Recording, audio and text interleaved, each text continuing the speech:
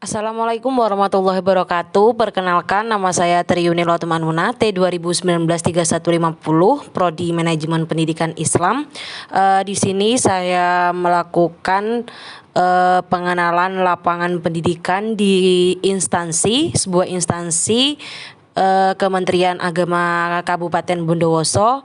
Tepatnya saya ditempatkan di bagian Zawa atau zakat dan wakaf. Nah, di sini sebelum saya menjelaskan tutorial tentang alur proses ikrar wakaf seperti apa, sebelumnya saya akan menjelaskan tentang surat masuk dan surat keluar yang ada di bagian zakat dan wakaf. Nah, di sini saya akan menjelaskan tentang tutorial bagaimana pembuatan surat masuk dan surat keluar yang ada di sistem informasinya Kementerian Agama Kabupaten Bondowoso. Yang pertama yaitu kita buka terlebih dahulu tentang sistem informasinya, yaitu buka Google, dan di sana sudah tertera sistem informasinya, sistem informasi dari Kemenak Bondowoso sendiri. Di sini sudah tertera akun dari salah satu staf Zawa, yaitu Pak Irfan Effendi, yaitu kita masuk saja di e-surat. Lalu sudah tertera nama akunnya Zawa serta passwordnya. Kita tinggal login saja. Setelah itu kita untuk mengetahui surat masuknya, di sini surat masuk ini surat yang masuk dari Kementerian Agama yang lainnya. Jadi sudah otomatis masuk ke dalam sini. Jadi kita tidak perlu lagi untuk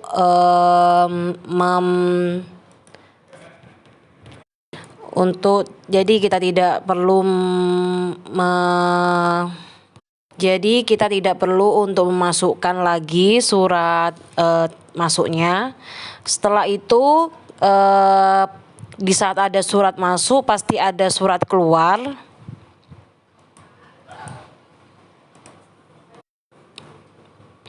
Jadi kita tidak perlu memasukkan lagi surat masuknya secara manual.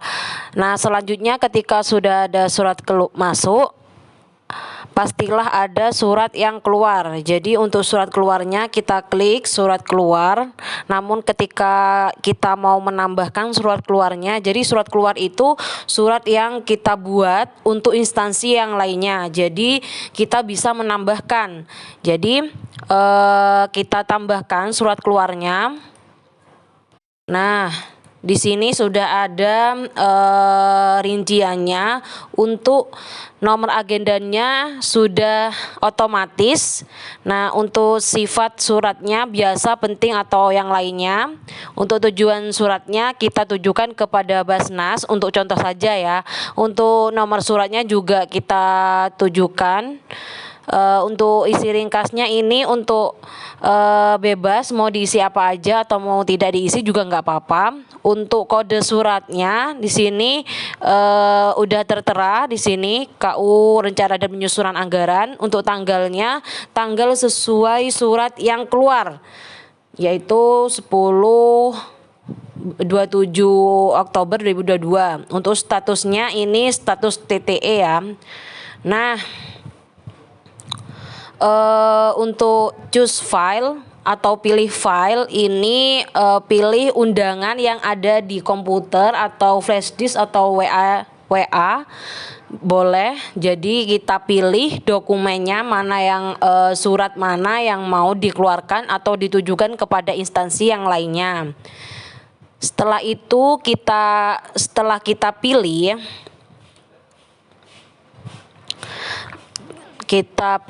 nah ini sudah ada pilihan dari komputer yang dipilih tadi, surat yang dipilih tadi. Nah, untuk surat keluar ini tidak bisa untuk menambahkan surat tidak seenaknya saja. Jadi ini hanya untuk contoh atau tutorial pembuatan surat keluar yang ada di Kemenak Kabupaten Bondowoso. Jadi ini saya kembalikan lagi, ini hanya contoh saja. Nah, kita juga bisa lihat di sini ada beberapa surat yang sudah keluar atau ditujukan kepada instansi yang lainnya. Setelah menjelaskan tentang surat masuk dan surat keluar, di sini saya ketika sudah mengetahui tentang bagaimana sih tentang surat masuk dan surat keluarnya di bagian wakaf dan zakat ini, yaitu setelah itu kita akan mempelajari tentang tutorial alur proses akta ikrar wakaf. Jadi sebelum saya menjelaskan apa itu tutorial, jadi saya akan menjelaskan terlebih dahulu tentang wakaf, yaitu wakaf di sini memiliki pengertian wakaf merupakan perbuatan hukum wakif atau orang yang mewakafkan tanah untuk memisahkan atau untuk menyerahkan sebagian harta benda miliknya untuk dimanfaatkan selamanya atau untuk jangka waktu tertentu sesuai dengan kepentingannya guna keperluan ibadah atau kesejahteraan umum menurut syariah. Nah, untuk wakaf, untuk pengertian wakafnya itu seperti itu. Setelah itu, sebelum kita mewakafkan tanahnya, di sini juga ada unsur-unsur wakaf. Wakaf dilaksanakan dengan memenuhi unsur wakaf sebagai berikut, yaitu di antara wakaf ini harus ada wakif atau orang yang mewakafkan tanahnya. Yang kedua adalah nazir. Nazir ini adalah orang yang mengelola tanahnya. Yang ketiga, harta benda wakaf. Pastilah harus ada harta bendanya berupa tanah ataupun harta bendanya diwakafkan ke masjid ataupun yayasan. Selanjutnya adalah ikrar wakaf. Nah, ikrar wakaf di sini ini akan ada proses ikrar wakafnya yang akan dijelaskan pada video berikut juga. Yang selanjutnya adalah peruntukan harta benda wakaf. Jadi untuk apa kita wakaf? Untuk selanjutnya adalah jangka waktu wakaf. Jangka waktu wakaf ini ditentukan berapa tahun kemudian atau berapa bulan kemudian. Selanjutnya adalah setelah unsur-unsur kita lanjut ke alur proses ikrar wakaf. Alur proses ikrar wakaf di sini yang pertama adalah wakif. Orang yang akan mewakafkan tanahnya mendatangi nazir atau orang yang mengelola. Jadi seorang wakif itu mendatangi salah satu ketua atau misalnya mau mewakafkan tanahnya kepada masjid ataupun yayasan. Kalau ke masjid kita mendatangi nazir yaitu ketua takmir masjidnya, ataupun yayasan itu mendatangi ketua rukun kifayahnya. Jadi ketua yayasan pendidikan yang mau diwakafkan.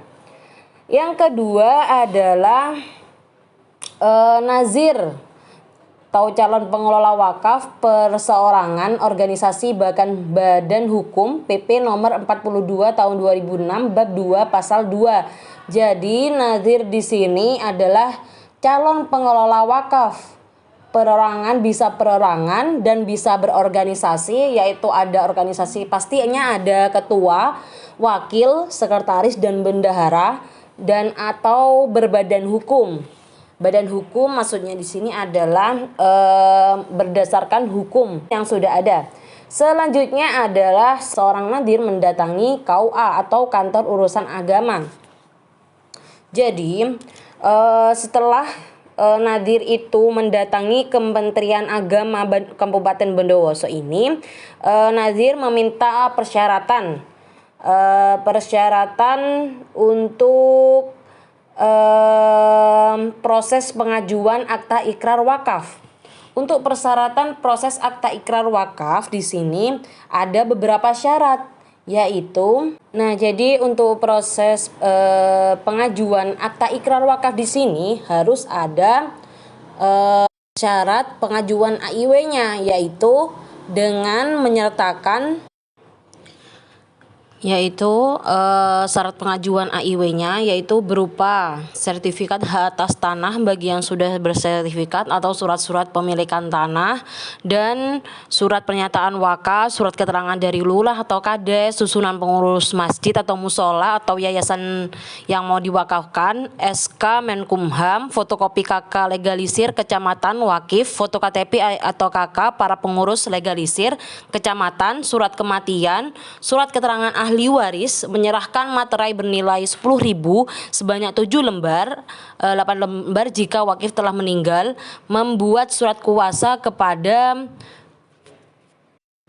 PPAIW petugas Kementerian Agama untuk proses pendaftaran ke BPN diketahui oleh notaris.